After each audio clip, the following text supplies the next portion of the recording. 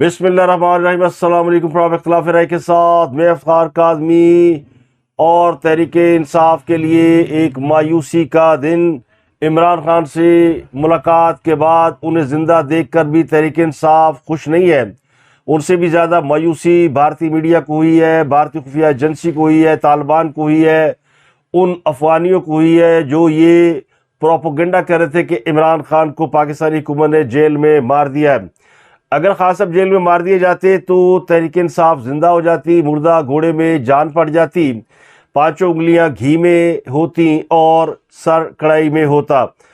کئی دنوں سے بھارتی میڈیا یہ پروپیگنڈا کر رہا تھا اور لائیو ٹرانسمیشن چل رہی تھی جن میں خان صاحب کی بہنیں بھی پارٹیسپیٹ کر رہی تھی، اور پی ٹی آئی کے تمام لوگ آ کر یہ دعوے کر رہے تھے کہ عمران خان کے بارے میں تشویشناک خبریں ہیں، اور بھارتی میڈیا نے پورے وثوق سے خبریں چلانا شروع کی تھی کہ عمران خان اب زندہ نہیں ہے۔ تو ان کو ایک موقع مل گیا پاکستانی حکومت کو انٹرنیشنلی سنب کرنے کا اور ان کے خلاف پروپیگنڈا پرچار کرنے کا، لیکن ان سب کے منہ پہ زوردار تھپڑ آج مارا حکومت نے، ان کو منہ کی کھانا پڑی ہے۔ حکومت نے چند دن انتظار کیا اور 2-4 دن گزرنے کے بعد عمران خان کی ملاقات کرا دی گئی ہے۔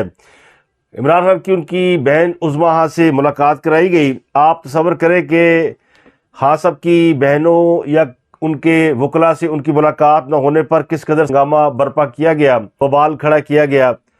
خان صاحب کا جنازہ اٹھانے کی، ان کے رسم کل ادا کرنے کی پوری تیاریاں کر لی تھی، اور غالب امکان یہ تھا کہ 10 دن کے بعد یہ 40واں بھی منا رہے ہوتے۔ انہیں پورا یقین تھا کہ عمران خان کی منگل کے روز ملاقات نہیں ہوگی، اور وزیر اعلیٰ کے پی کے سہیل آفریدی جنہیں منگل کے روز ہائی کورٹ کے سامنے آنا تھا، وہاں پہ احتجاج کرنا تھا، پھر انہوں نے اڈیالہ جیل کے سامنے بیٹھنا تھا، دھرنا دینا تھا، لیکن ایسا کوئی تماشا نہیں ہوا۔ حکومت نے دفعہ 144 بھی لگا دی تھی کہ اگر گڑبڑ کرنے کی کوشش کی گئی، جبکہ حکومت ایک پازیٹیو میسج دے چکی ہے، اور جواب میں کے پی کے گورنمنٹ بھی مثبت رد عمل دے رہی ہے، کیونکہ گورنر راج کی باتوں نے کے پی کے گورنمنٹ کو ہلا دیا ہے، اور اب کے پی کے گورنمنٹ جو ہے وہ پرانی طرح پر کام کرنے پر آمادہ ہو گئی ہے۔ انہیں بتا دیا گیا تھا کہ اگر وہ خود آئے تو بات بڑی دور تک جائے گی، تو دھمکی کام کر گئی۔ حکومت نے بھی عمران خان کو اچانک زندہ سلامت پیش کر کے بہت سے لوگوں کی امیدوں پر پانی پھیر دیا ہے، اور حالانکہ ہونا یہ چاہیے تھا کہ عمران خان کے زندہ ہونے کی خوشی میں پی ٹی آئی یوم تشکر مناتی، بھنگڑے ڈالتی، کچھ مٹھائیاں بانٹتی، شکرانے کے نوافل پڑھتی۔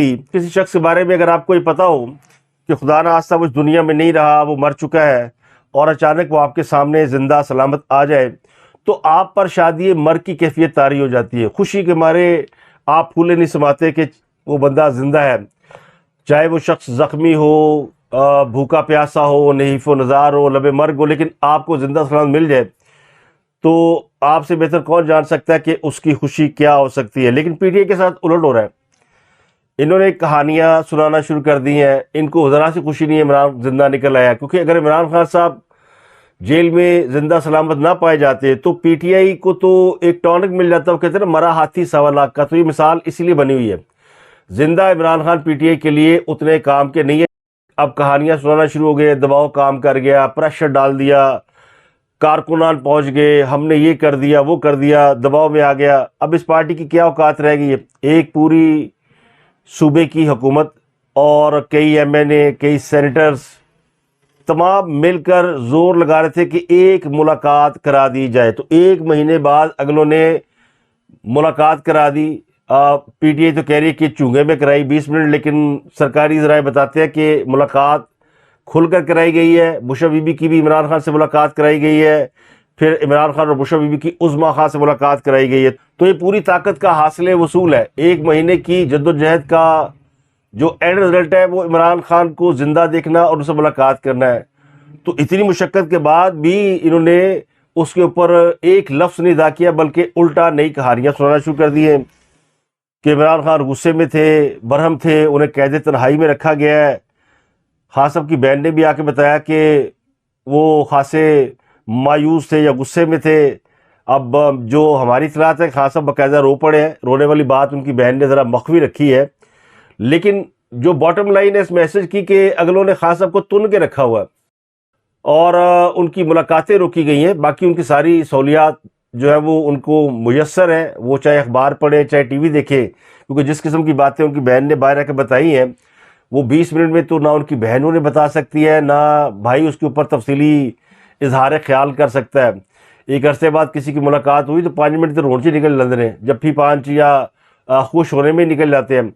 تو طوطا مینا کی کہانیاں اب سب اپنے اپنے طریقے سے بتا رہے ہیں، اور خاص طور کہ وہ اکاؤنٹ جو بڑے دنوں سے ڈیڈ پڑے ہوئے تھے، جبران الیاس وغیرہ، انہوں نے وہ ٹویٹ کیے اور پھر سارے یوتھیوں نے اس کے اوپر ری ٹویٹ کرنا شروع کر دیا کہ خاص صاحب کو ذہنی ٹارچر کا نشانہ بنایا جا رہا ہے۔ اس پر آگے چل کے بات کرتے ہیں، لیکن جو ملاقات کی تفصیل ہے وہ یہ کہ خاص صاحب کی بہنیں منگل کے روز گئی تھی اڈیالہ، اور پی ٹی اے کے کافی کارکنان پہنچے ہوئے تھے، پہلے سے زیادہ تعداد میں لوگ آئے ہوئے تھے۔ پیغام دیا گیا جیلر کی جانب سے کہ ایک ملاقات ہو سکتی ہے، کوئی بھی ایک بہن ان کی جا کے ملاقات کر لے۔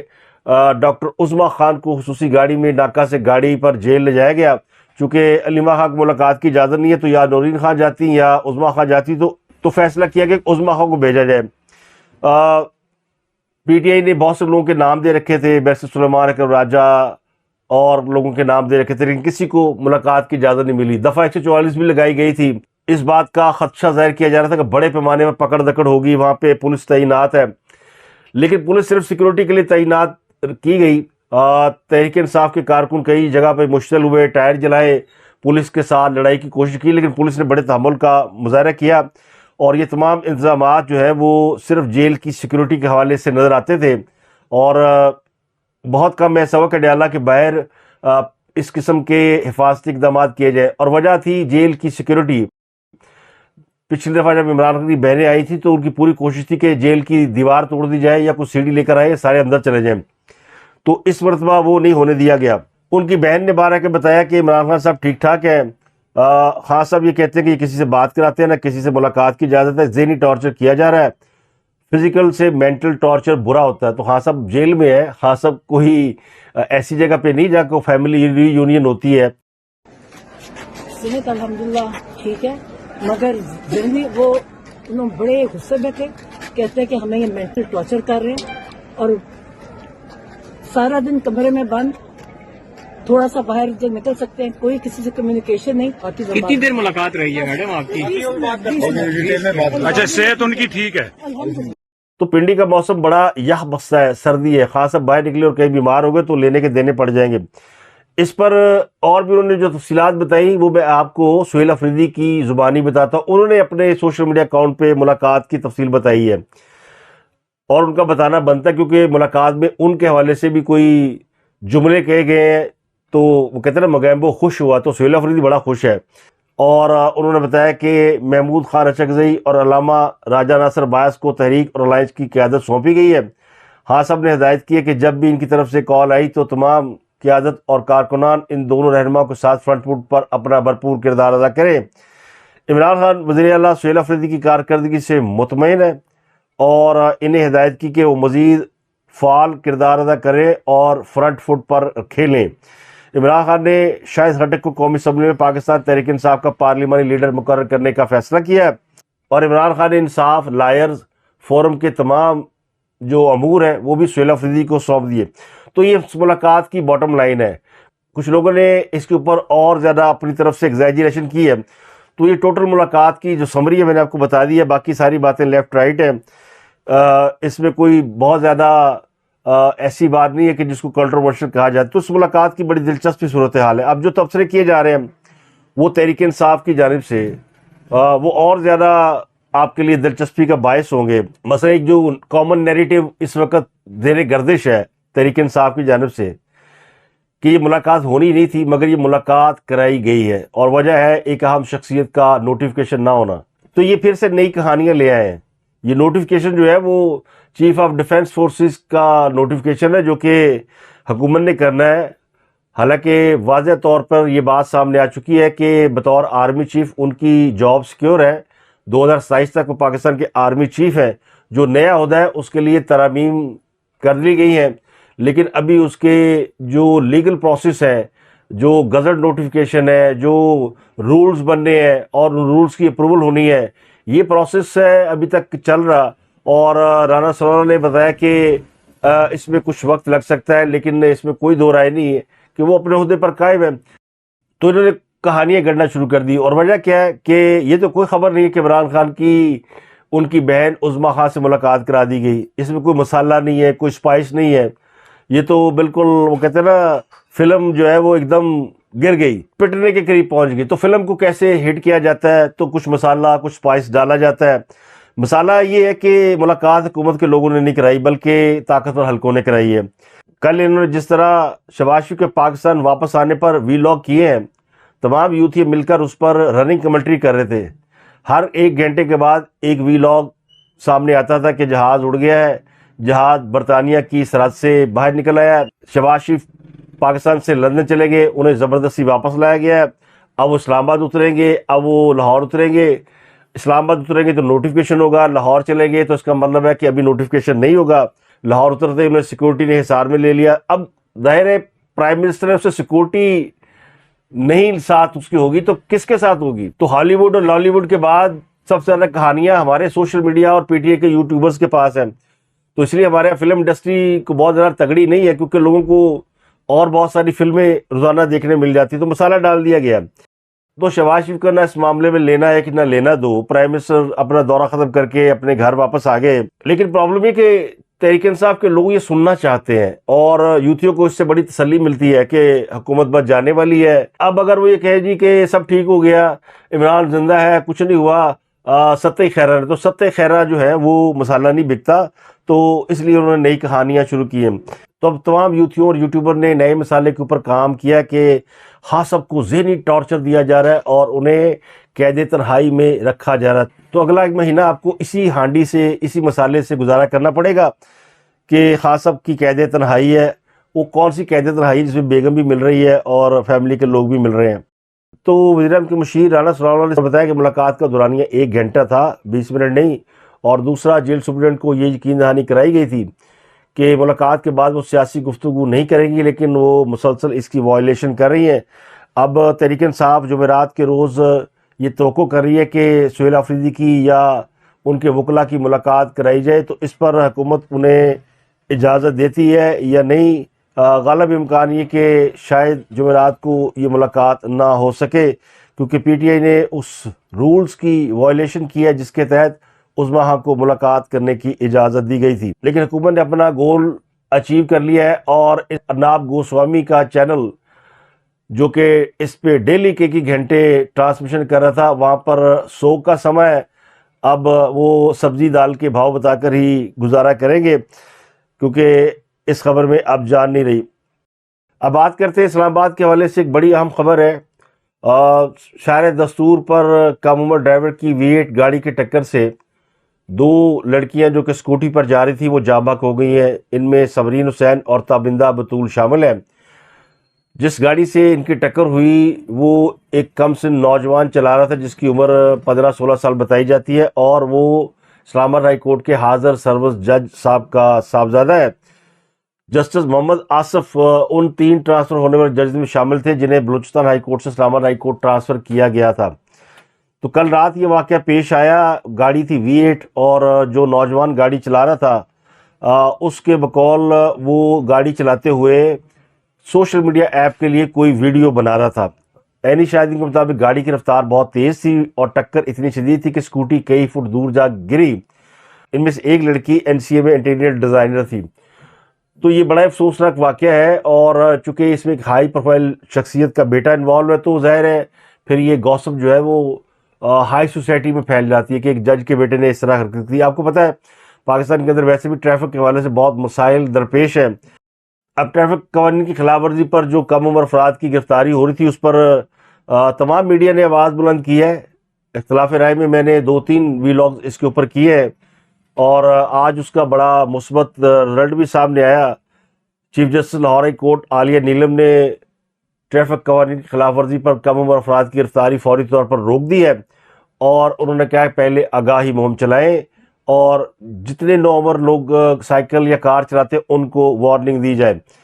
انہوں نے IG پنجاب کو بلایا ہوا تھا, وہ پیش ہوئے اور ان کو باقاعدہ ہدایت دی گئی. اس کے علاوہ وزیر اعلیٰ پنجاب مریم نواز بھی اس پر خاصی برہم ہے اور وہ اس بات پر ناراض ہے کہ انہوں نے ٹریفک لاء پر عمل درآمد کا حکم دیا تھا لیکن پولیس نے نوجوانوں کو باقاعدہ ہتھ کڑیاں لگانا شروع کر دی. تو میں نے آپ کو بتایا تھا کہ یہ جان بوجھ کے کر رہے ہیں.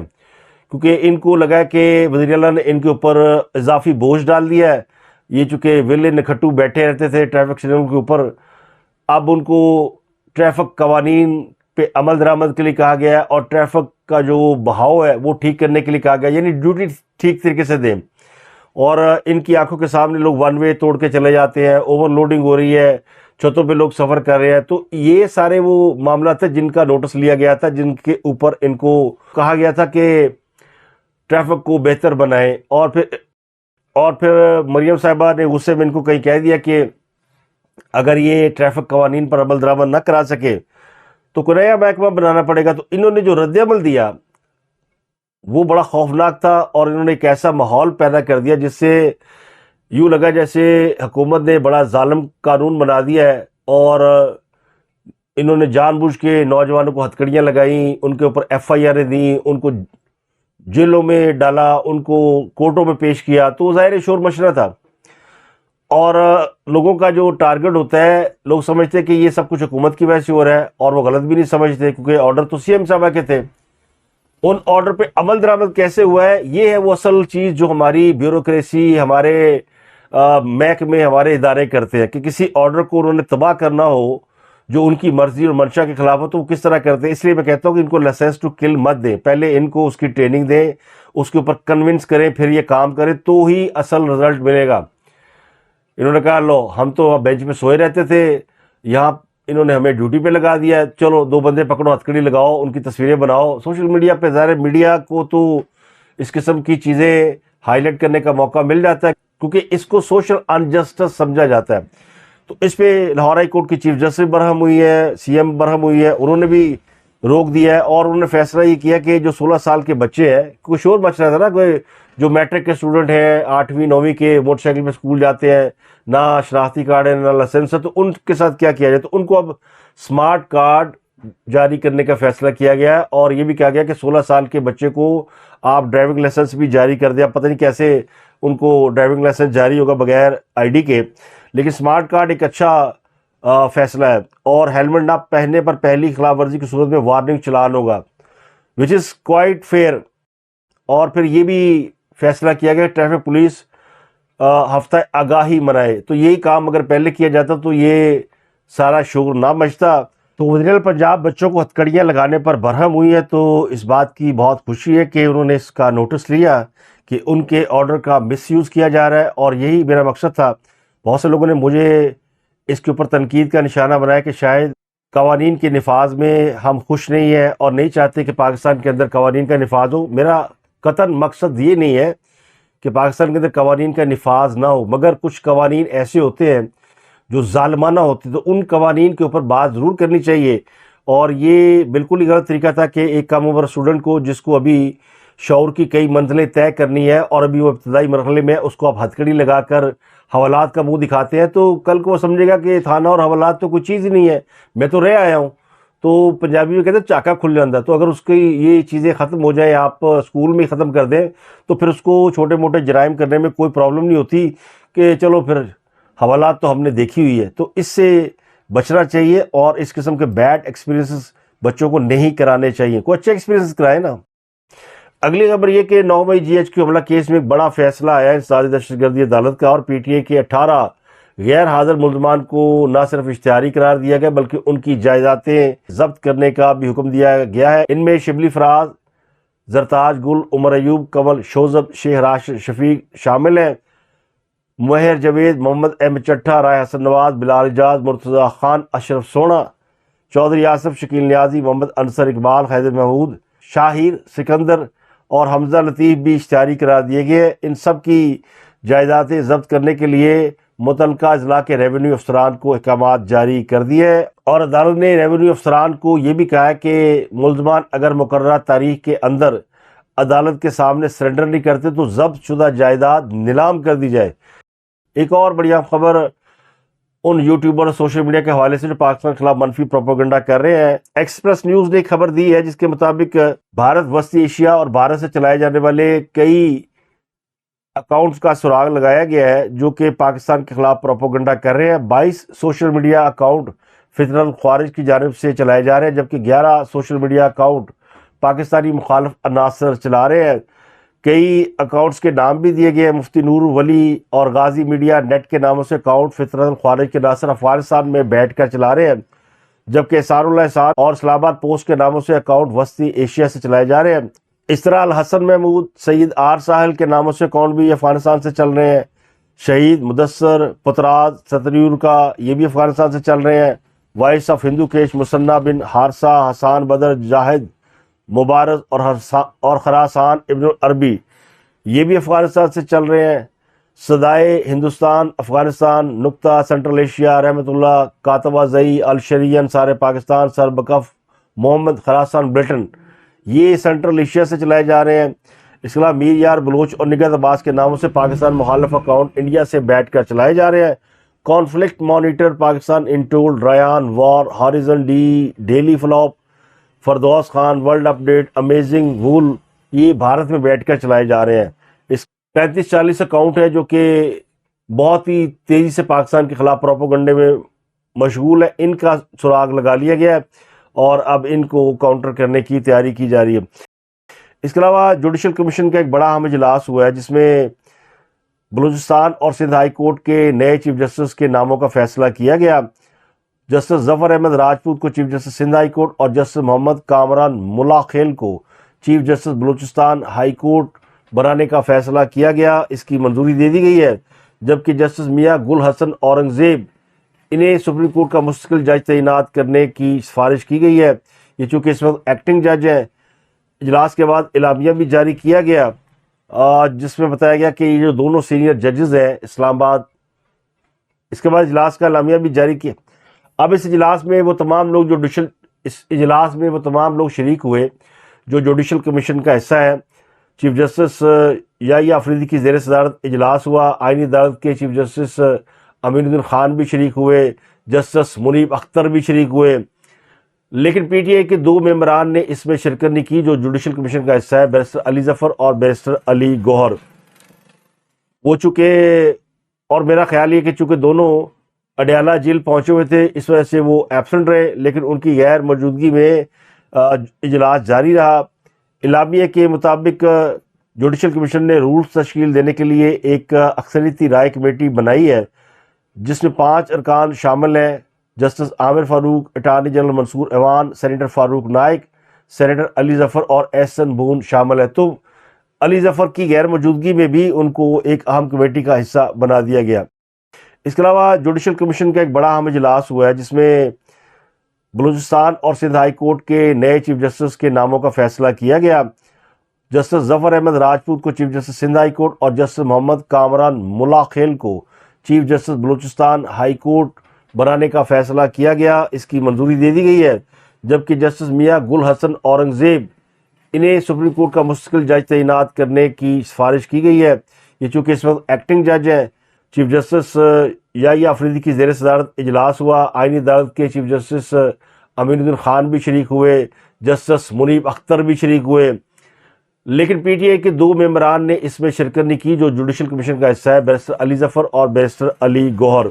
اور میرا خیال یہ کہ چونکہ دونوں اڈیالہ جیل پہنچے ہوئے تھے اس وجہ سے وہ ایبسنٹ رہے، لیکن ان کی غیر موجودگی میں اجلاس جاری رہا۔ اعلامیہ کے مطابق جوڈیشل کمیشن نے رولز تشکیل دینے کے لیے ایک اکثریتی رائے کمیٹی بنائی ہے جس میں 5 ارکان شامل ہیں۔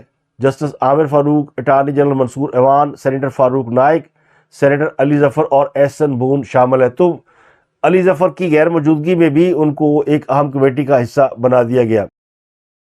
اس کے علاوہ ایک بڑی افسوسناک خبر کے پی کے سے ہے۔ بنوں میں میران شاہ روڈ پر اسسٹنٹ کمشنر شمالی وزیرستان کی گاڑی پر فائرنگ کی گئی۔ یہ واقعہ بنوں میں میران شاہ روڈ پر فلور ملز لمیٹڈ کے قریب پیش آیا۔ اسسٹنٹ کمشنر اور ان کی حفاظت پر مامور 2 اہلکار شہید ہو گئے، ایک اور راہگیر بھی اس واقعے میں جاں بحق ہوا ہے۔ ذرائع کے مطابق حملہ آور زخمی اہلکاروں سے اسلحہ چھین کر لے گئے، بعد ازاں انہوں نے گاڑی کو آگ بھی لگا دی۔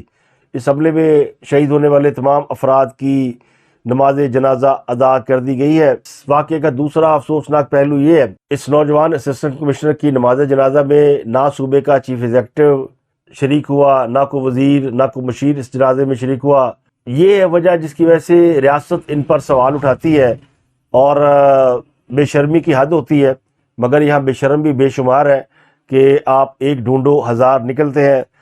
اس کے علاوہ شمالی وزیرستان میں سیکورٹی فورس نے 7 بھارتی ایجنٹوں کو مار دیا ہے۔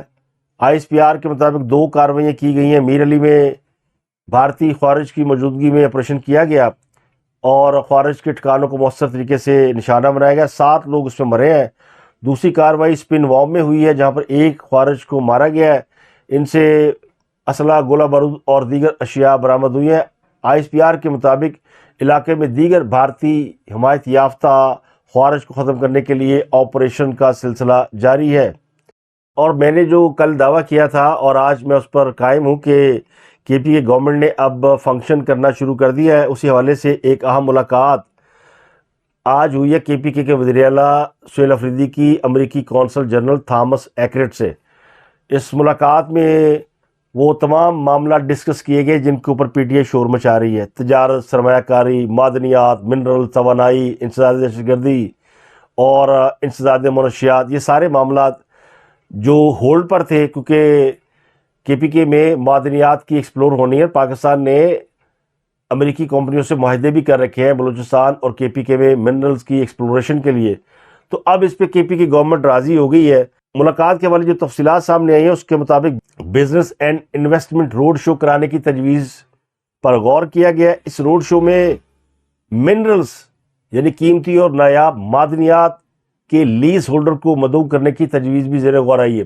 یعنی جو لوگ آلریڈی وہاں سے معدنیات ایکسپلور کر رہے ہیں، امریکنز چاہتے ہیں کہ وہ بھی ساتھ بیٹھیں تاکہ انہیں بتایا جائے کہ یہ جو آپ کام کر رہے ہیں یہ صرف آپ کی ذات کے لیے نہیں بلکہ آپ کے پاکستان کے لیے کتنا ضروری ہے۔ تو امریکی کونسل خانے سے بڑی اہم ملاقات ہوئی ہے اور اس اہم ملاقات کے بعد ہی عظمیٰ خان کی عمران خان سے ملاقات ممکن ہوئی ہے۔ اور ایک عام بات یاد رکھیں کہ KPK گورنمنٹ جو ہے وہ اب ایک نیا بل بھی لا رہی ہے جس میں مائننگ کو قانونی تحفظ دیا جائے گا۔ تو آسان الفاظ میں سہیل افریدی صاحب کی ساری اکڑ فو نکل گئی ہے جب سے انہیں گورنر راج کی وارننگ دی گئی ہے، اس کے بعد سے اونٹ پہاڑ کے نیچے آ چکا ہے اور وہ سب کچھ کرنے کے لیے تیار ہے۔ اور دوسرے لفظوں میں امریکہ سے حقیقی آزادی لینے والے اب امریکہ کو KPK میں ایکسپلوریشن کے لیے پوری فیسلٹی دینے کے لیے تیار ہے۔ اس لیے کہتے ہیں نا، لاتوں کے بھوت باتوں سے نہیں مانتے۔ تو اب تک کے لیے اتنے، آپ سے ملاقات ہوتی ہے اگلے ویلاگ میں۔ اپنا گرد و نواح کا لوگ بہت خیال رکھیے گا۔